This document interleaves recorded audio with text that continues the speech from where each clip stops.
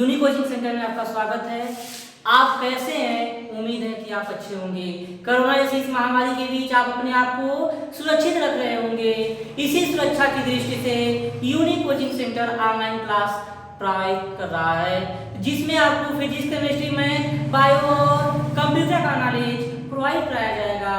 और उम्मीद है कि कुछ दोस्त इससे जुड़े भी होंगे और वीडियो को आप अंत तक देखिएगा। यदि वीडियो पसंद आए तो चैनल को सब्सक्राइब, लाइक, शेयर अवश्य कीजिएगा।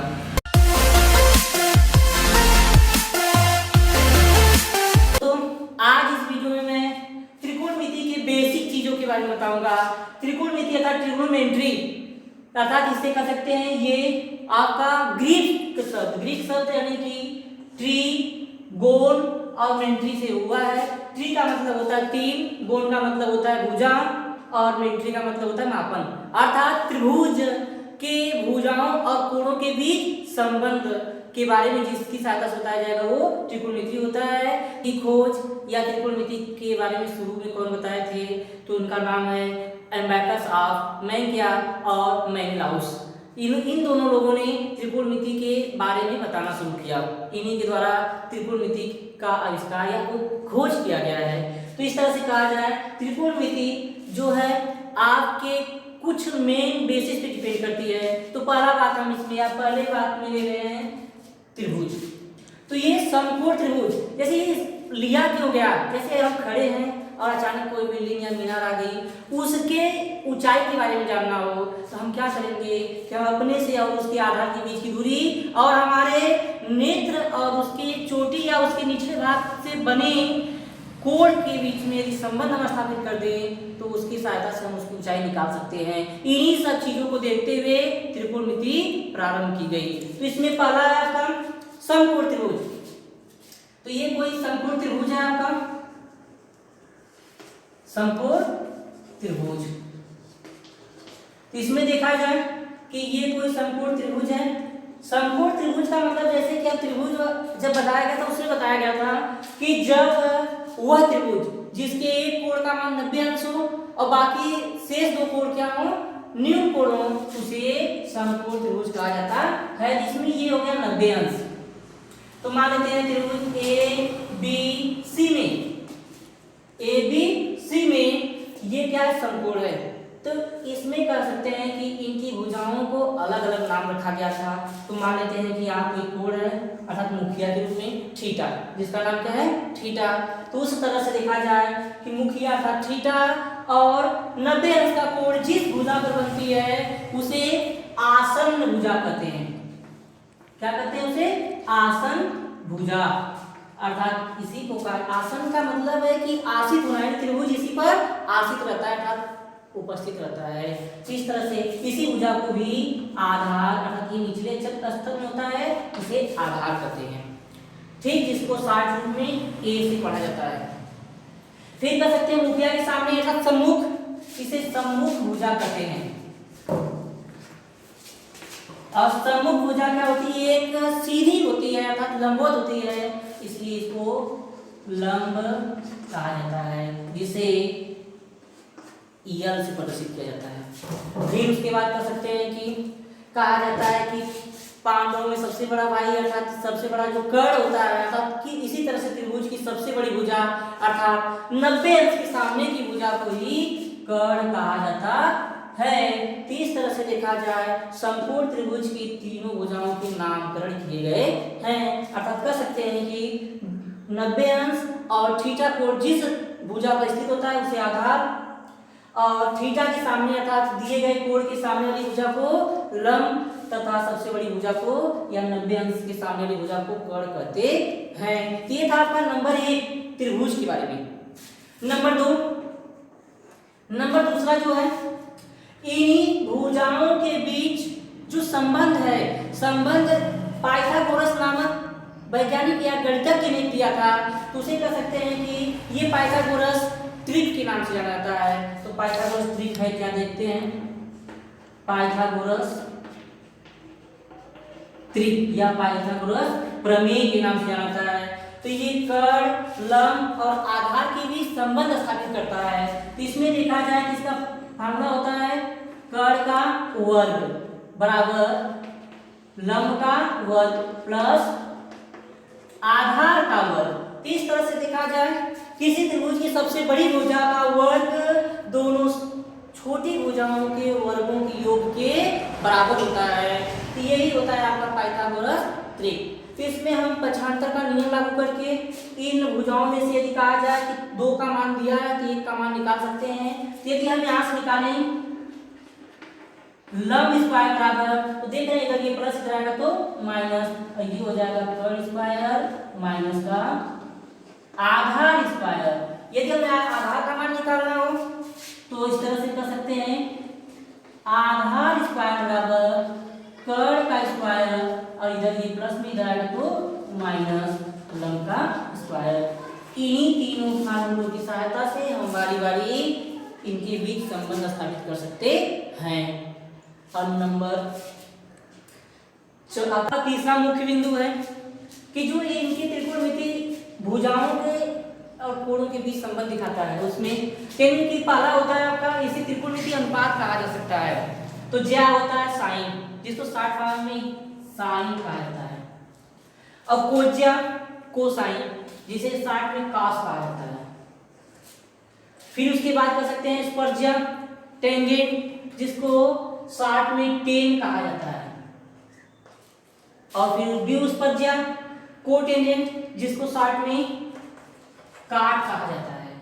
फिर उसके बाद बिकोज्या सेकेंड, जिसे 60 में सेक कहा जाता है, और व्युज्या कोसेकेंड, जिसको 60 में कोसेक कहा जाता है। इस तरह से देखा जाए ये 6 त्रिकोणमितीय अनुपात आपके हैं जो सामने हैं, जिनमें कह सकते हैं कि ज्या जो होता है व्युज्या, अर्थात एक तरह से नाम से भी पता चला है उल्टा होंगे एक दूसरे के विपरीत। और कोज्या क्या होगा, व्युकोज्या के विपरीत होगा, और स्पर्शज्या क्या होगा, व्युस्पर्शज्या के विपरीत होंगे, अर्थात एक दूसरे के विपरीत होते हैं। इन्हीं संबंध के आधार पर अब हम इनके और इनकी भुजाओं के बीच संबंध देख सकते हैं, जिसे कहा जाता है, जिसके लिए एक ट्रिक बताया गया है लाल बटे कक्का।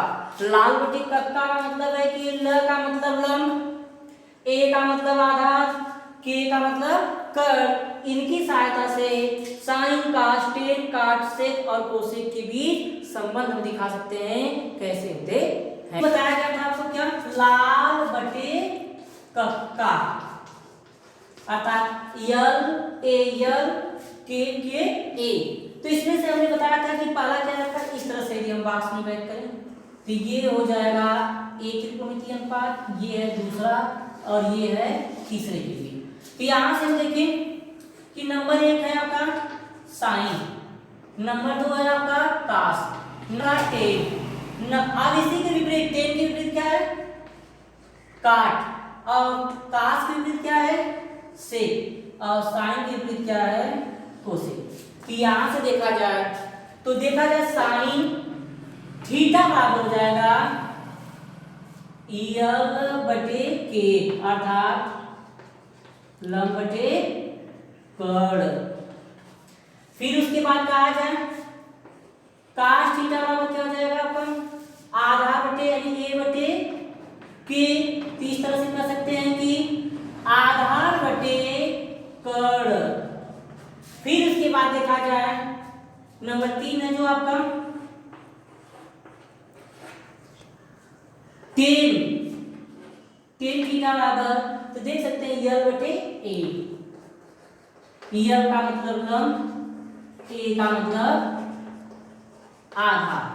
तो फिर देख सकते हैं कि आपका नंबर उल्टा चलना शुरू कर दें तो काट थीटा, नंबर 4 काट थीटा। तो ये देख सकते हैं कि ए नीचे है तो ए ऊपर होगा, तो ए बटे यल, अर्थात आधार बटे लंब। फिर नंबर है आपका 5वां, नंबर 5वां क्या है आपका सेक थीटा। तो सेक थीटा अर्थात यहां से देखा जाए के बटे ए, के बटे ए, अर्थात कर्ण बटे आधार।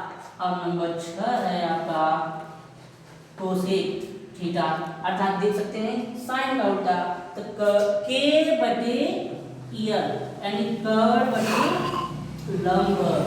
इस तरह से देखा जाए कि जो आपकी त्रिकोणमिति 6 अनुपात है और उनके भुजाओं के बीच, त्रिभुज की भुजाओं के बीच यही संबंध है कि साइन का उल्टा देख सकते हैं यहाँ से कोस सेक है, और फिर कास का उल्टा है सेक और टेन का उल्टा है काट। तो इस तरह से देखा जाए लंब बटे कर्ण, आधार बटे कर्ण, लंब बटे आधार, आधार बटे लंब, कर्ण बटे आधार और कर्ण बटे लंब के रूप में है। उनके बीच संबंध बताते हैं। जैसे देखा जाए इसी में से देखा जाए कि कहा गया था कि साइन का उल्टा कोसेक होता है, कास का उल्टा सेक होता है, टेन का उल्टा काट होता है। उसी के बीच में हम देख सकते हैं कि जैसे यही कहा गया कि साइन थीटा बराबर 1 बटे कोसेक थीटा, अर्थात व्युत्क्रमानुपाती का उल्टा होगा। दूसरा हो जाएगा आपका कास थीटा बराबर 1 बटे सेक थीटा, और तीसरा हो जाएगा आपका टेन थीटा बराबर 1 बटे काट थीटा। फिर उसके बाद कर सकते हैं चौथा हो जाएगा आपका काट थीटा बराबर 1 बटे टेन थीटा, और पांचवा आपका हो जाएगा सेक थीटा बराबर 1 बटे कास थीटा, और फिर छठवां है आपका कोसेक थीटा बराबर 1 बटे साइन थीटा। इन छहों के बाद कुछ और भी हैं आपके, जैसे टेन और काट के बराबर कुछ जैसे कर सकते हैं टेन और काट, ये साइन और कास पर निर्भर करता है। तो यहाँ से देख सकते हैं कि आपका, तो इस तरह से कहा जाए टेन थीटा बराबर साइन थीटा बटे कास थीटा होता है। अगर साइन और कास थीटा का अनुपात क्या होता है, टेन थीटा के बराबर होता है। तो फिर इसी तरह से काट थीटा बराबर इसका उल्टा हो जाएगा कास थीटा बटे साइन थीटा। इस तरह से कर सकते हैं कि ये विभिन्न प्रकार के जो त्रिकोणमितीय अनुपात है उनके बीच संबंध है। बताने जा रहे हैं कि कुछ सर्वसमीका क्या होती है। तो जैसे सर्वसमीका का मतलब होता है कि संबंध को दिखाना। तो इस तरह से कर सकते हैं कि पहली सर्वसमीका होती है sine square theta plus cos square theta बराबर 1 होती है। ये थीटा है तो ये भी थीटा होना चाहिए, न कि ये थीटा है ये दूसरा कुछ है तब ये होगा, ऐसा नहीं हो सकता। थीटा है तब ये थीटा होगा। तो फिर यदि हम इसमें से देखें कि साइन स्क्वायर थीटा बराबर यदि निकालना चाहें तो ये इधर प्लस हो जाएगा तो minus 1 minus cos square theta, अर्थात साइन स्क्वायर थीटा का डायरेक्ट मान निकाल सकते हैं। फिर यदि हम कास स्क्वायर थीटा मान निकालें तो 1 इधर ये प्लस हो जाएगा तो माइनस साइन स्क्वायर थीटा। इस तरह से देखा जाए एक सर्वसमीका पे हमारे पास 3 फार्मूले बन सकते हैं, अर्थात sine square theta plus cos square theta बराबर 1। अब sine square theta minus equal to हो जाएगा 1 माइनस कास स्क्वायर थीटा, और cos square theta equal to हो जाएगा 1 माइनस साइन स्क्वायर थीटा। दूसरा है आपका कि ये जो हो जाएगा आपका sec square theta minus tan square theta equal to 1। Theta same होना चाहिए। तो इस तरह से कर सकते हैं कि यदि हम यहाँ से सेक स्क्वायर थीटा निकालें तो इधर ये माइनस हो जाएगा तो प्लस, तो ये हो जाएगा 1 प्लस टेन स्क्वायर थीटा, और फिर इसी तरह से हम इसका मान निकालें इधर ये माइनस हो जाएगा तो प्लस, और ये प्लस इधर आएगा तो माइनस। तो इस तरह से देख सकते हैं कि टेन स्क्वायर थीटा बराबर सेक स्क्वायर थीटा माइनस 1। तो यहाँ से भी आपके 3 फार्मूले निकल गए। फिर नंबर तीसरा है आपका कि यदि निकालना जाए इसमें कि कोसेक स्क्वायर थीटा माइनस काट स्क्वायर थीटा बराबर 1, तो उस अवस्था में यदि हम कोसेक का मान निकालें तो ये कर सकते हैं इधर माइनस हो जाएगा तो प्लस, तो कोसेक स्क्वायर थीटा बराबर 1 प्लस का काट स्क्वायर थीटा। अब काट को निकाला जाएगा तो इधर ये माइनस उधर जाएगा तो प्लस, और एक इधर प्लस इधर जाएगा तो माइनस। इस तरह से देखिए तो ये हो जाएगा आपका काट स्क्वायर थीटा बराबर 1, यानी इस तरह से कर सकते हैं कोसेक स्क्वायर थीटा माइनस 1। तो यहाँ से देखिए तो इस तरह से कर सकते हैं कि साइन कास में संबंध, सेक टेन में संबंध, और कोसेक और काट में संबंधित ये आपके सर्वसमीकाएं हैं। यदि एक एक करके इसका प्रूफ देखें, हम इसको सिद्ध करें कि ये सही है, ये सर्वसमीकाएं सही है कि गलत है, तो हम चेक करते हैं नंबर 1। तो नंबर 1 ले रहे हैं ये वाला भाग, तो इसमें से हम आपका ले रहे हैं LHS। LHS का मतलब होता है लेफ्ट हैंड साइड और ये हमारा RHS यानी राइट हैंड साइड। तो इसमें से हम ले रहे हैं LHS। तो LHS से देख सकते हैं कि आपका है sine square theta plus cos square theta. तो साइन थीटा और कॉस थीटा इसमें है, तो साइन थीटा हम और कॉस थीटा लाल रोटी कक्का के हिसाब से रखेंगे। तो साइन थीटा बराबर होता है आपका लंब और बटे कर्ड और स्क्वायर को स्क्वायर लगा देंगे, और कॉस थीटा बराबर होता है आधार बटे कर्ड, स्क्वायर को स्क्वायर लगा देंगे। तो इस तरह से देखा जाए ये स्क्वायर इसका भी हो जाएगा, इसका भी, यहाँ पे आधार का स्क्वायर हो जाएगा, कर्ड का स्क्वायर। तो इस तरह से देखा जाए लंब स्क्वायर बटे कर्ड स्क्वायर प्लस आधार स्क्वायर बटे कर्ड स्क्वायर। तो यहाँ से देखा जाए दोनों का हर सेम है, तो इस तरह से कर सकते हैं, ये हो जाएगा कर्ड स्क्वायर, तो ये हो जाएगा लंब स्क्वायर प्लस आधार स्क्वायर। तो लंब स्क्वायर प्लस आधार स्क्वायर पाइथागोरस से क्या था, पाइथागोरस प्रमेय से कि ये कर्ड स्क्वायर के बराबर था, इसलिए कर सकते हैं कि हो जाएगा कर्ड स्क्वायर बटे कर्ड स्क्वायर। इस दोनों कैंसिल बराबर 1 बराबर RHS। तो कोई डाउट इसमें कि कर सकते हैं sign square theta plus cos square theta का मान क्या है 1 के बराबर। इसी तरह से हम बारी बारी से इन तीनों का सिद्ध कर सकते हैं। तो हम इसमें का एक ले रहे हैं sec square theta minus tan square theta बराबर 1 के लिए। हम दूसरे वाला का LHS यानी sec square theta minus tan square theta. तो सेक थीटा टेन थीटा, तो सेक थीटा हम जानते हैं लाल रोटी का हिसाब से क्या होता है कर्ड बटे आधार स्क्वायर बटे दोनों का स्क्वायर माइनस टेन थीटा बराबर क्या होता है आपका लंब बटे आधार स्क्वायर को स्क्वायर कर सकते हैं। तो इस तरह से देखा जाए तो दोनों का स्क्वायर इसका भी इसका भी लंब का स्क्वायर भी आधार का स्क्वायर, ये हो जाएगा कर्ड स्क्वायर बटे आधार स्क्वायर माइनस का ये हो जाएगा लंब स्क्वायर बटे आधार स्क्वायर। तो इस तरह से देखा जाए कि हर इसका सेम है, तो जब हर सेम है तो ये हो जाएगा आपका आधार स्क्वायर अंश लिख दिया जाएगा, तो कर्ड स्क्वायर माइनस लंब स्क्वायर। तो इस तरह से देखें कि कर्ड स्क्वायर माइनस लंब स्क्वायर पाइथागोरस प्रमेय से आधार स्क्वायर के बराबर होता है। किससे? पाइथागोरस प्रमेय से। तो इस तरह से देखा जाए तो ये हो जाएगा आपका आधार स्क्वायर बटे आधार स्क्वायर, तो दोनों कट कर क्या हो गए 1 के बराबर, जो कि RHS के बराबर है। तो इस तरह से देखा जाए ये नंबर दूसरा था आपका। तो तीसरा भी इसी बात ही हम कर सकते हैं। तो ज्यादा डीपली अर्थात आपको समझ में आ गया होगा कि क्या करना है। इसको हम रहने दे रहे हैं, जो कि आप इसे खुद कीजिएगा। ठीक है, त्रिकोणमिति तालिका के बारे में, जैसे त्रिकोणमिति तालिका अर्थात उनके कोणों के जो विभिन्न अनुपात है कैसे दिखाया जाएगा, तो उसके लिए हम एक ट्रिक बताएंगे आपको, जो कि उस आसान ट्रिक से आप कम से कम समय में इस पूरी तालिका को याद कर सकते हैं, तैयार कर सकते हैं।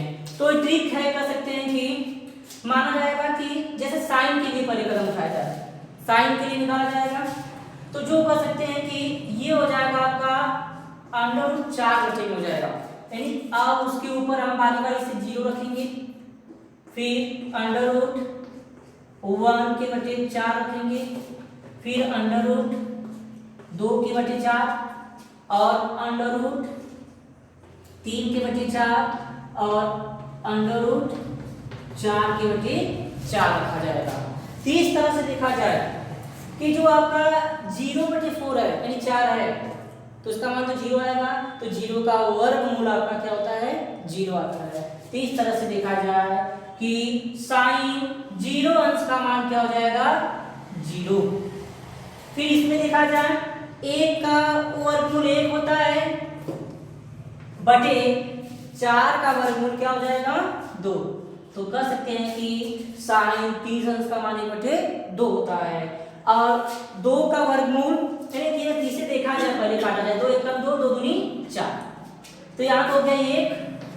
तो 1 का वर्गमूल क्या होता है 1 होता है, लेकिन 2 का वर्गमूल पूर्ण संख्या के रूप में नहीं होगा, अतः ये रूट के रूप में ही होगा। अर्थात इस तरह से कह सकते हैं साइन 45 अंश का मान 1/2 में 2 होता है। अब यहाँ देखा जाए 3 का भी पूर्ण वर्गमूल नहीं होता, लेकिन 4 का वर्गमूल क्या हो जाएगा 2, तो हो जाएगा कड़ी में 3/2। तो इस तरह से साइन 60 अंश का मान कड़ी में 3/2।